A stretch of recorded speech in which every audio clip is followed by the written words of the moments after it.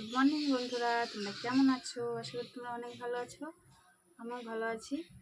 তো তোমাদের সঙ্গে একটা জিনিস শেয়ার করছি। সকাল সকাল রান্না করতে চলে এসেছি।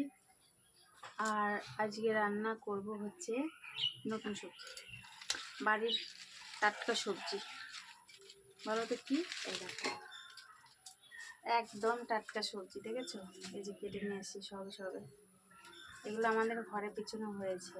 কি সুন্দর দেখো, টাটকা একদম সবজিগুলো। এটা দিয়ে হচ্ছে রুই মাছ রান্না করবো। কাটা কাটা খাও এরকম।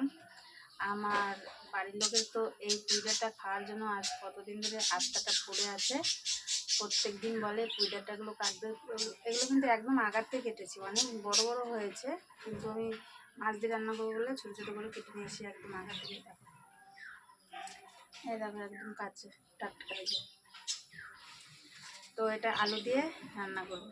তো চলো বন্ধুরা, তোমাদের বাড়ি কাদের কাদের বাড়ি এত সুন্দর পুঁই হয়েছে কমেন্ট করে জানাবে।